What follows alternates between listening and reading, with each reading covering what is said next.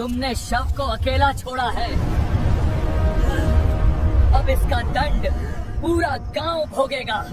क्या आपने कभी ये सोचने की कोशिश की है कि मृत्यु के बाद शव को कभी अकेला क्यों नहीं छोड़ा जाता? क्या सच में प्राण निकल जाने के बाद भी उस देह में कोई गूढ़ रहस्य शेष रहता है?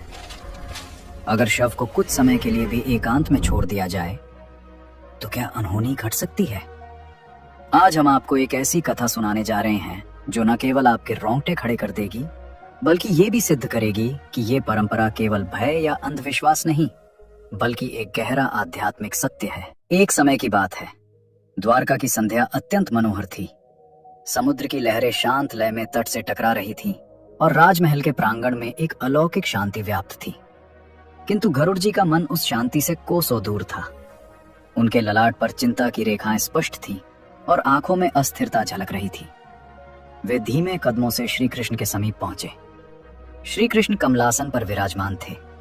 उनके मुख पर वही दिव्य मुस्कान थी जो हर व्यथा को शांत कर देती है। पर गरुड़ जी को इस अवस्था में देखकर कृष्ण की दृष्टि में प्रश्न उभर आया।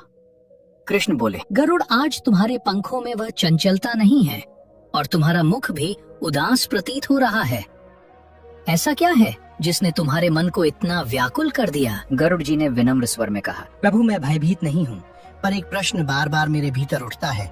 मैं उसे जितना दबाने का प्रयास करता हूँ वो उतना ही प्रबल हो जाता है। कृष्ण मुस्कुराए और बोले, गरुड़, प्रश्न कभी बोझ नहीं होते, वे तो सत्य तक पहुँचने का मार्ग होते हैं। कहो, तुम्हारे मन में क्या है? गरुड़ जी बोले, प्रभु, जब किसी मनुष्य का देहांत हो जाता है तब लोग कहते हैं कि उसके शव को कभी अकेला नहीं छोड़ना चाहिए, पर मैं ये नहीं समझ पाता कि जब प्राण निकल चुके होते हैं तब वो शरीर तो केवल निर्जीव देह रह जाता है, फिर उससे भय क्यों? ये सुनते ही श्री कृष्ण का भाव गंभीर हो गया। उनकी दृष्टि गहन सागर सी स्थिर हो गई। कुछ क्षण मौन रहकर उन्होंने कहा, गरुड़, ये प्रश्न सामान्य नहीं है। मृत्यु के बाद देह तुरंत पूर्ण रूप से शून्य नहीं होती, वह एक संक्रमण की अवस्था में रहती है। उस समय वह एक ऐसा द्वार बन जाती है जो केवल आत्मा के लिए ही नहीं बल्कि अन्य अदृश्य शक्तियों के लिए भी आकर्षण का केंद्र होती है। गरुड़ जी आश्चर्य से कृष्ण की ओर देखने लगे। वे थोड़ा और समीप आ गए। उन्होंने कहा, प्रभु, क्या आप ये कहना चाहते हैं कि शव मात्र एक निष्क्रिय शरीर नहीं रह जाता? कृष्ण बोले, हाँ गरुड़, देह त्यागने के बाद कुछ समय तक आत्मा उस शरीर से पूर्णतः अलग नहीं होती। यही कारण है कि शास्त्रों में कहा गया है कि शव को कभी एकांत में न छोड़ा जाए, क्योंकि उस समय उत्पन्न होने वाला आकर्षण ऐसी शक्तियों को आमंत्रित कर सकता है जिनका प्रभाव जीवितों पर घातक हो सकता है। गरुड़ जी का हृदय और अधिक बेचैन हो उठा। उनके मन में अनेक प्रश्न उमड़ने लगे। तब श्री कृष्ण ने कहा, यदि तुम इस रहस्य की गहराई को समझना चाहते हो तो मैं तुम्हें एक कथा सुनाऊंगा, एक ऐसी कथा जो इस सत्य को उजागर करेगी और तुम्हारे मन को झकझोर देगी। गरुड़ जी ने श्रद्धा से मस्तक झुका दिया। प्रभु, मैं सुनने को तत्पर हूँ, कृपा कर वो कथा सुनाइए। कृष्ण ने आगे कहा, बहुत प्राचीन समय की बात है। गंगा के तट पर एक समृद्ध नगर बसा था। वहाँ धन वैभव की कोई कमी नहीं थी। लोग धर्म का आडंबर तो करते थे, परंतु धीरे धीरे उनके भीतर लालच और स्वार्थ घर करने लगा था। बाहर से धार्मिकता थी, पर भीतर कर्मों की शुद्धता लुप्त हो चुकी थी। गरुड़ जी ध्यान पूर्वक सुन रहे थे। कृष्ण बोले, उसी नगर में एक अत्यंत धनी व्यापारी रहता था। उसने जीवन भर केवल संपत्ति बटोरी, सोना, चांदी, भूमि, किंतु धर्म और करुणा से उसका कोई नाता नहीं था। और फिर एक दिन अचानक रोग ने उसे जकड़ लिया। वैद्य बुलाए गए, मंत्र पढ़े गए, परंतु समय आ चुका था। उसका प्राण धीरे धीरे शरीर से विदा लेने लगा। नगर में शोक की लहर दौड़ गई। व्यापारी प्रतिष्ठित था। उसके देहांत के साथ ही उसके घर के बाहर लोगों की भीड़ लग गई। विलाप गूंजने लगा। किसी को विश्वास नहीं हो रहा था कि इतना धनवान व्यक्ति भी मृत्यु से नहीं बच सका। कृष्ण बोले, अंतिम संस्कार की तैयारियां होने लगी। श्मशान जाने की व्यवस्था की जा रही थी। किंतु गरुड़, उसी रात एक भूल हो गई। एक ऐसी भूल जिसने पूरे नगर को संकट में डाल दिया। गरुड़ जी ने पूछा, कौन सी भूल प्रभु? कृष्ण ने कहा, व्यापारी का शव रात्रि में अकेला छोड़ दिया गया। लोग थक चुके थे।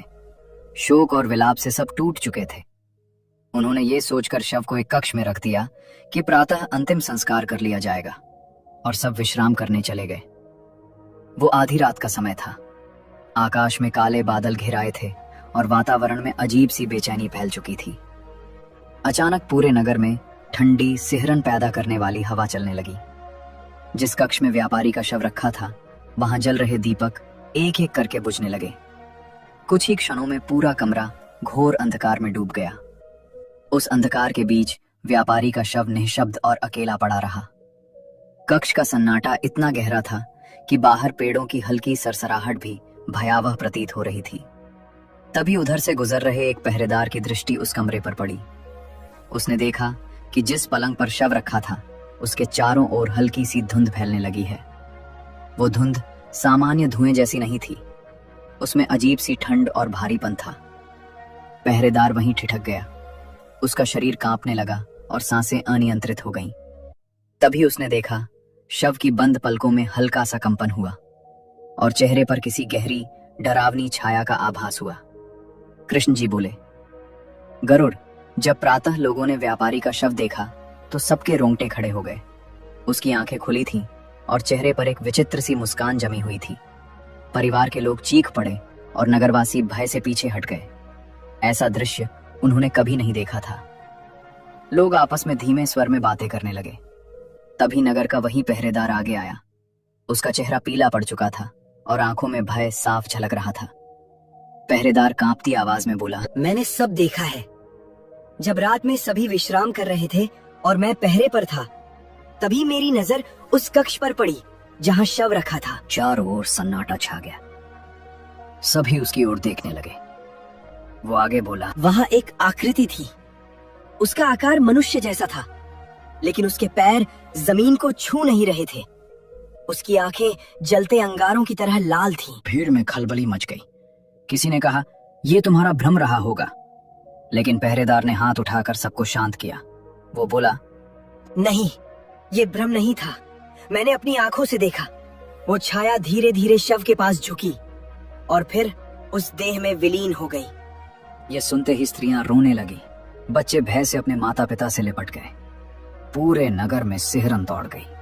कोई कहने लगा, शव को तुरंत शमशान ले चलो, तो कोई बोला, अब इसमें कोई प्रेत बस चुका है।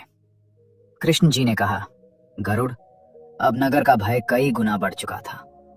लोगों को लगने लगा कि वो शव अब साधारण नहीं रहा, वो किसी अदृश्य शक्ति का निवास बन चुका था। गरुड़ जी ने व्याकुल होकर पूछा, प्रभु, क्या सचमुच उस छाया ने उस देह को अपना बना लिया था? कृष्ण जी ने गंभीर स्वर में कहा, हाँ गरुड़, यही कारण था कि उस रात के बाद नगर में विचित्र घटनाओं की श्रृंखला आरंभ हो गई। ऐसी घटनाएं जिन्होंने पूरे नगर को भय और संकट में डाल दिया। कृष्ण जी बोले, गरुड़, उस व्यापारी की देह अब सामान्य नहीं रही थी। उसमें एक अदृश्य छाया ने अपना स्थान बना लिया था, और जब किसी शरीर में ऐसी शक्ति प्रवेश कर जाती है तो उसका प्रभाव केवल उसी देह तक सीमित नहीं रहता, उसकी छाया पूरे नगर पर फैलने लगती है। उस दिन के बाद से नगर का वातावरण बदलने लगा। रात के सन्नाटे में बच्चों के रोने की आवाजें सुनाई देने लगी, जबकि वे गहरी नींद में होते। घरों के कोनों से अजीब सी फुसफुसाहट गूंजती, मानो कोई अनदेखी जुबान मंत्रों का जाप कर रही हो। कुओं से अचानक हंसी जैसी आवाजें आने लगीं और आंगन में जलते दीपक बिना हवा के ही बुझ जाते। लोग भय के कारण घरों से बाहर निकलने से बचने लगे। व्यापारी के परिवार ने निश्चय किया कि शव को शीघ्र ही श्मशान ले जाया जाए। शव को चिता पर रखा गया, अग्नि प्रज्वलित की गई, पर आश्चर्यजनक रूप से हर बार आग अपने आप बुझ जाती। एक बार नहीं, 2 बार नहीं, 3 बार प्रयास किया गया और तीनों बार वही हुआ। लोगों के चेहरे पर भय साफ झलकने लगा। गरुड़ जी ने विस्मय से पूछा, प्रभु, अग्नि ने शव को क्यों स्वीकार नहीं किया? क्या वो छाया अग्नि को भी रोक रही थी? कृष्ण जी बोले, हाँ गरुड़, जब कोई प्रेत किसी देह को अपना आधार बना लेता है तो वो शक्ति उस शरीर को तब तक नहीं छोड़ती जब तक उसे नियंत्रित करने वाला कोई साधन ना आ जाए। अब नगर में भय और भी गहराता चला गया। लोग धीमे स्वर में कहने लगे, ये शव अब साधारण नहीं रहा, इसमें किसी प्रेत का वास है। इसके बाद घटनाएं और भयावह होने लगी। कभी किसी के आंगन में बर्तन अपने आप गिर जाते, कभी छत से पांवों की आहट सुनाई देती जबकि ऊपर कोई ना होता। स्त्रियां बताने लगीं कि रात में किसी ने उनके कानों के पास अजीब शब्द फुसफुसाए।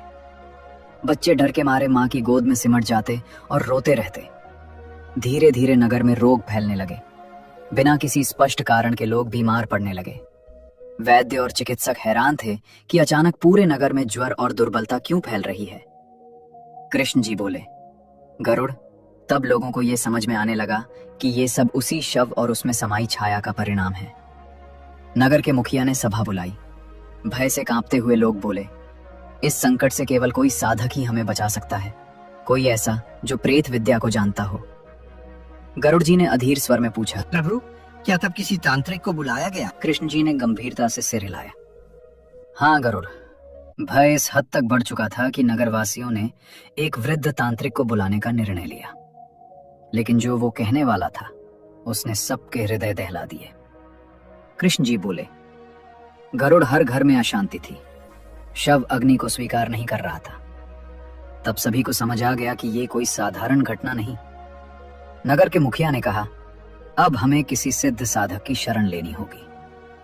सभी ने सहमति में सिर हिलाया। तत्काल संदेशवाहक को पास के गांव भेजा गया, जहां एक वृद्ध तांत्रिक गहन तपस्या में लीन रहता था। उसका नाम था भैरवनाथ। कहा जाता था कि वो जन्म से ही प्रेत विद्या का ज्ञाता था। जिन कार्यों को लोग असंभव मानते थे, उन्हें वो अपने मंत्र और साधना से साध लेता था। संध्या ढलते ढलते जब नगर पर अंधकार उतरने लगा, तभी नगर द्वार से वो वृद्ध तांत्रिक भीतर प्रवेश करता दिखाई दिया। उसके लंबे जटाजूट बाल, माथे पर भभूत की गहरी रेखा और हाथ में धारण किया त्रिशूल देखकर लोग सिहर उठे। उसकी आंखें लाल थीं, पर उनमें गहन ज्ञान और अडिग साहस स्पष्ट झलक रहा था। लोग उसे घेर कर रोते हुए बोले, महाराज, नगर पर भारी संकट है। शव पर प्रेत का अधिकार हो गया है। अग्नि भी उसे स्वीकार नहीं कर रही। कृपा कर हमें बचाइए। भैरवनाथ ने गंभीर स्वर में कहा, मैं सब जानता हूँ। जिस क्षण शव को अकेला छोड़ा गया, उसी क्षण उस पर प्रेत का अधिकार हो गया। अब ये केवल मृत देह नहीं रही, ये एक पात्र बन चुकी है, प्रेत का पात्र। ये सुनते ही नगरवासियों की सांसें मानो थम गईं। गरुड़ जी ने बीच में पूछा, प्रभु, क्या तांत्रिक ने तभी अनुष्ठान आरंभ कर दिया? कृष्ण जी बोले, नहीं गरुड़, उससे पहले उसने सबको चेतावनी दी। भैरवनाथ ने कठोर स्वर में कहा, तुम्हारी लापरवाही ने इस संकट को जन्म दिया है। जब शव को अकेला छोड़ दिया जाता है, तब वह एक खाली घर बन जाता है और खाली घर पर प्रेत अपना अधिकार जमा लेता है। अब इसे हटाना सरल नहीं है। ये प्रेत अत्यंत बलशाली है, क्योंकि यह उस लोभी व्यापारी की अधूरी इच्छाओं से पोषित हो रहा है। ये सुनते ही लोगों की आंखों से आंसू बहने लगे। व्यापारी के परिजन तांत्रिक के चरणों में गिर पड़े। कांपती आवाज में वे बोले, स्वामी, जो भी करना पड़े कीजिए, बस हमारे नगर को इस संकट से मुक्त कर दीजिए। भैरवनाथ ने बिना कोई उत्तर दिए मंत्रोच्चार आरंभ कर दिया।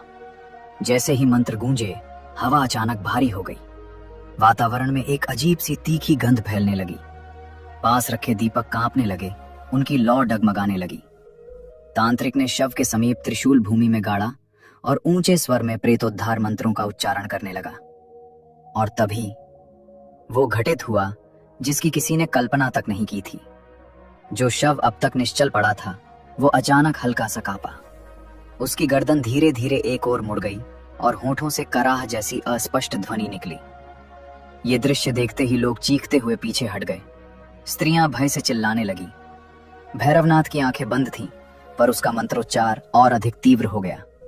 उसी क्षण शव की आंखें एकाएक पूरी तरह खुल गईं। उनमें ऐसी भयावह चमक थी जिसे देखकर लोगों की रूह कांप उठी। कृष्ण जी ने गंभीर स्वर में कहा, गरुड़, उसी क्षण नगरवासियों को समझ आ गया कि यह अब केवल मृत व्यापारी का शरीर नहीं रहा, यह एक प्रेत का आश्रय बन चुका था और यह शक्ति इतनी सरलता से जाने वाली नहीं थी। कृष्ण जी बोले, गरुड़, जैसे जैसे शव हिलने लगा और उसकी आंखों से अजीब चमक फूटने लगी, नगरवासी भय से पागल से हो उठे। सब तांत्रिक के पीछे छिप गए, पर भैरवनाथ अडिग खड़ा रहा। उसकी गूंजती आवाज वातावरण को चीर रही थी। ओम क्षौं प्रेताय नमः। और उसके त्रिशूल से मानो चिंगारियां निकल रही थी। अचानक शव एक झटके के साथ बैठ गया। उसकी गर्दन टेढ़े कोण पर घूम गई और होठों से टूटी फूटी आवाज निकली, मेरा धन। यह सुनते ही लोग चीख पड़े। स्त्रियां आंखें बंद कर रोने लगीं। बच्चे अपनी मांओं से लिपट गए। भैरवनाथ ने कठोर स्वर में प्रश्न किया, कौन है तू? इस देह को क्यों नहीं छोड़ता?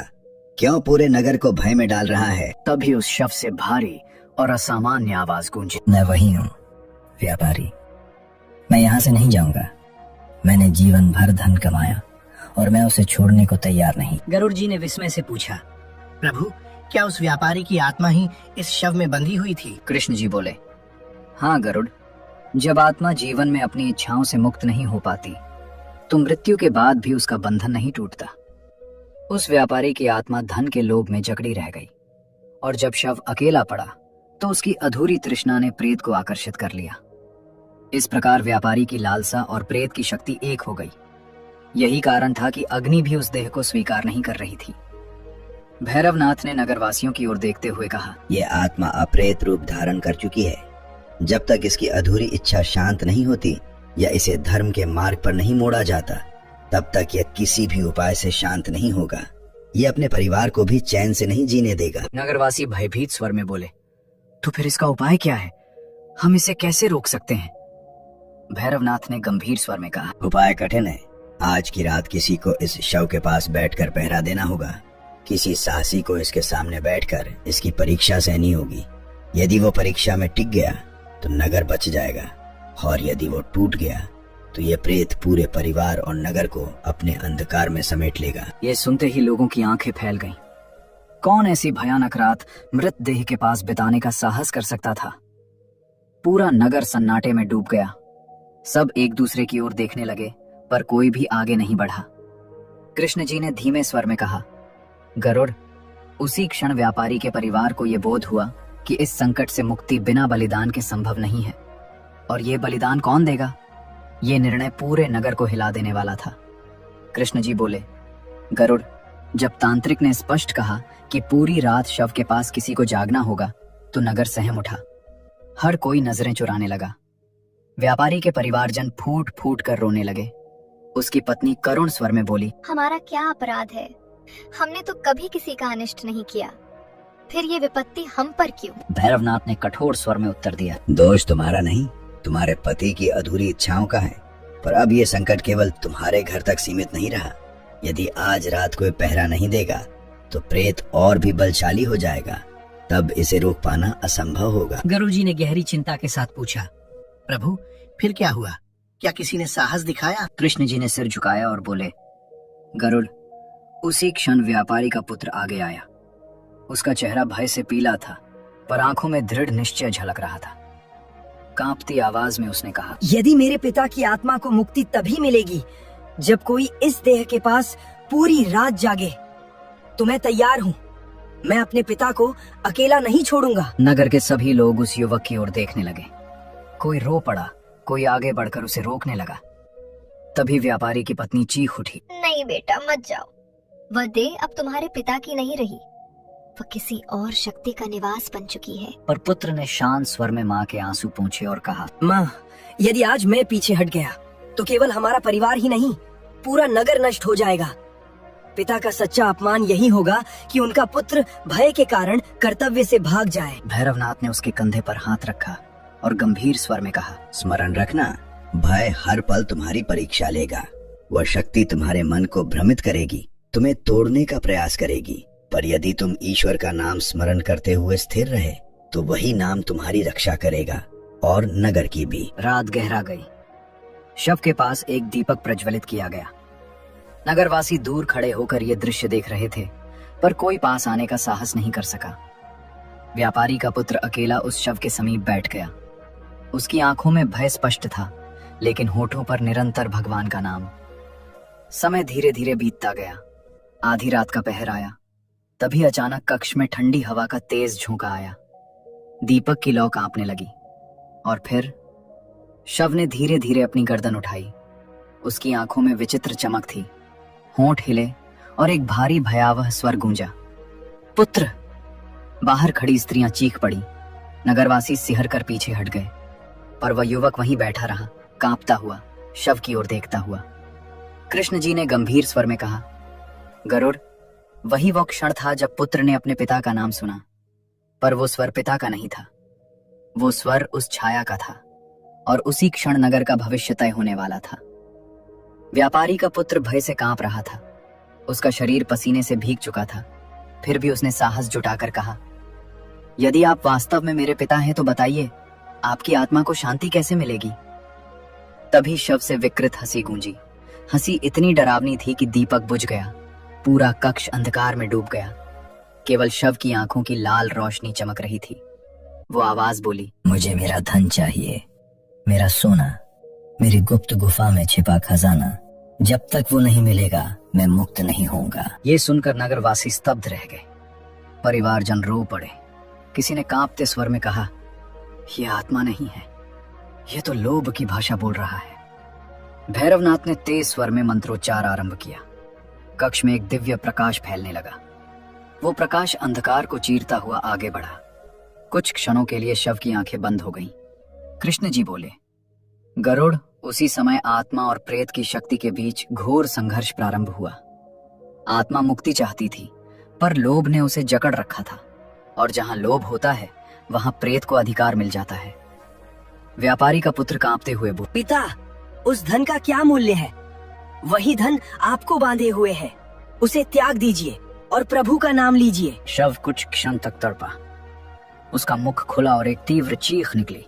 ऐसा प्रतीत हुआ मानो भीतर दो शक्तियां संघर्ष कर रही हों, एक लोभ की, दूसरी आत्मा की। तभी आकाश से एक दिव्य आभा उतरी। वातावरण में सुगंध फैल गई। शंख और घंटियों की ध्वनि गूंजने लगी। नगरवासी विस्मय से आकाश की ओर देखने लगे। वहां एक तेजस्वी प्रकाश प्रकट हुआ। कृष्ण जी बोले, गरुड़, वो क्षण केवल उस नगर के लिए नहीं, बल्कि इतिहास के लिए भी अद्वितीय था।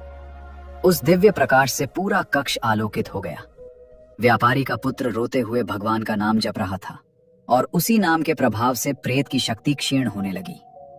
अंत में शव ने एक भयानक चीख मारी और जमीन पर गिर पड़ा। उसकी आंखों की लाल चमक बुझ गई। उसी क्षण बुझा हुआ दीपक अपने आप फिर से जल उठा। गरुड़ जी की सांसें मानो थम सी गईं। उन्होंने गहरी दृष्टि से श्री कृष्ण की ओर देखा और बोले, प्रभु, तो क्या उस दिव्य आभा ने नगर को संकट से मुक्त कर दिया? कृष्ण जी ने रहस्यमयी मुस्कान के साथ उत्तर दिया, गरुड़, उस आभा ने केवल संकेत दिया था। वो पूर्ण समाधान नहीं थी। असली परीक्षा अभी शेष थी, क्योंकि आत्मा का बंधन पूरी तरह टूटा नहीं था, और जब तक वो बंधन बना रहता है तब तक वास्तविक शांति संभव नहीं होती। कृष्ण जी आगे बोले, गरुड़, दिव्य प्रकाश के प्रकट होते ही प्रेत की शक्ति अवश्य क्षीण पड़ गई थी। शव शांत पड़ा था, पर नगरवासियों के मन से भय अभी गया नहीं था। व्यापारी का पुत्र आंसुओं के बीच प्रभु का नाम जप रहा था। उसी क्षण यह आवश्यक हो गया कि नगर को यह सत्य समझाया जाए कि शव को अकेला क्यों नहीं छोड़ा जाता। गरुड़ जी ने जिज्ञासा से पूछा, प्रभु, वो कौन सा सत्य है?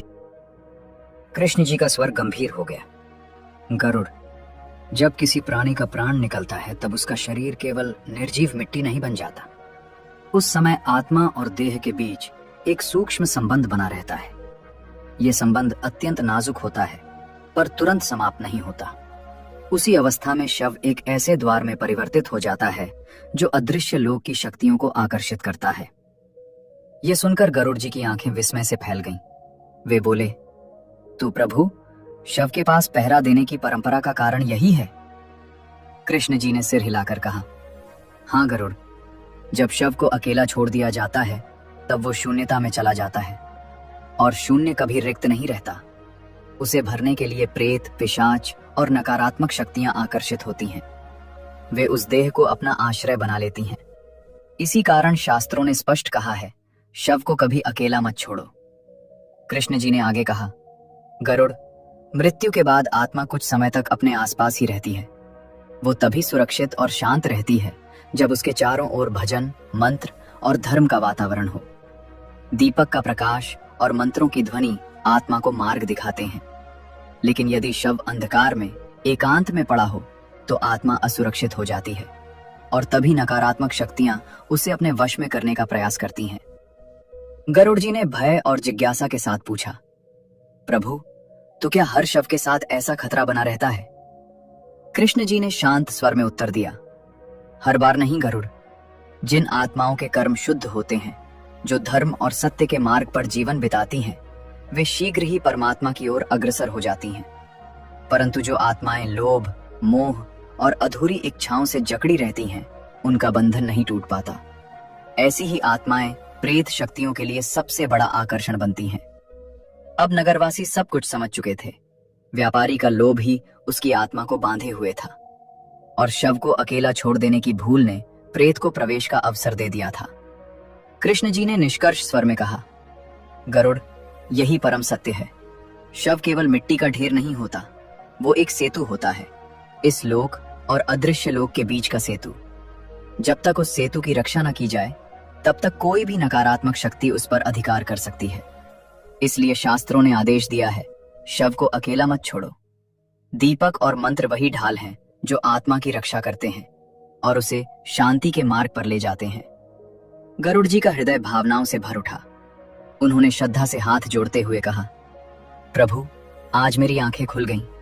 जिसे मैं केवल परंपरा और अंधविश्वास समझता था, वो तो एक अत्यंत गूढ़ और गहन सत्य निकला। श्री कृष्ण ने सौम्य मुस्कान के साथ उत्तर दिया, गरुड़, सत्य कभी अंधविश्वास नहीं होता। वो केवल तब तक रहस्य लगता है जब तक मनुष्य उसे समझ नहीं लेता। और आज तुमने उस रहस्य को पहचान लिया।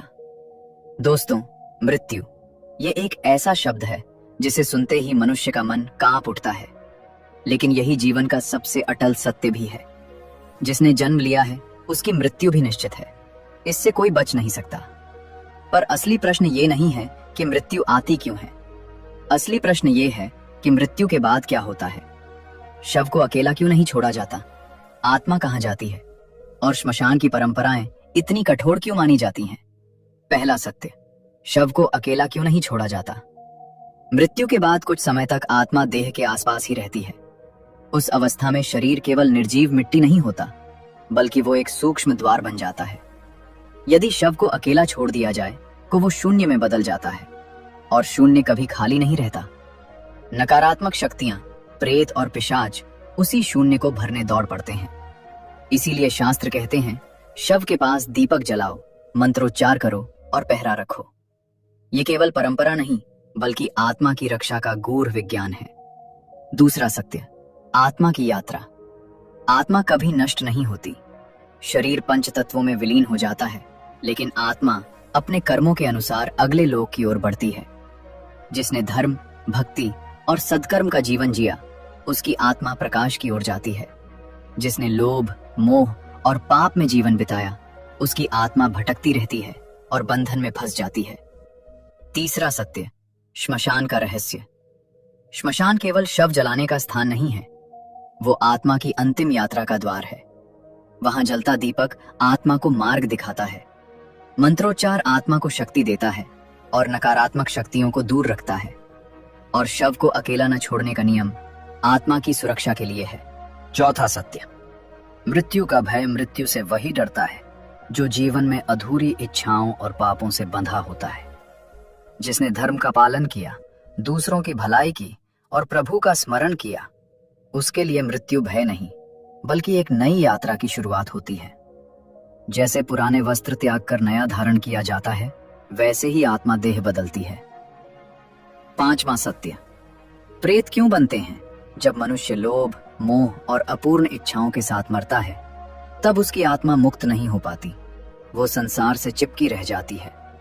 ऐसी ही आत्माएं प्रेत रूप धारण करती हैं। इसलिए जीवन में संतोष, धर्म और सच्चाई ही सबसे बड़ा कवच है। दोस्तों, ये थी वो रहस्यमयी कथा और उसके पीछे छिपा गूढ़ सत्य। अब आप समझ गए होंगे कि शव को अकेला क्यों नहीं छोड़ा जाता और मृत्यु वास्तव में हमें क्या संदेश देती है। अगर आपको ये कथा ज्ञानवर्धक और विचार करने पर मजबूर करने वाली लगी हो, तो वीडियो को लाइक जरूर करें। अपनी राय और प्रश्न कमेंट में लिखिए। और यदि आप भी श्री कृष्ण से प्रेम करते हैं, तो कमेंट बॉक्स में एक साथ लिखिए, जय श्री कृष्ण। ऐसे ही रहस्यमयी, आध्यात्मिक और गूढ़ ज्ञान से भरे वीडियो पाने के लिए हमारे चैनल को सब्सक्राइब करना न भूलें और बेल आइकन दबाइए ताकि हर नया वीडियो सबसे पहले आप तक पहुंचे।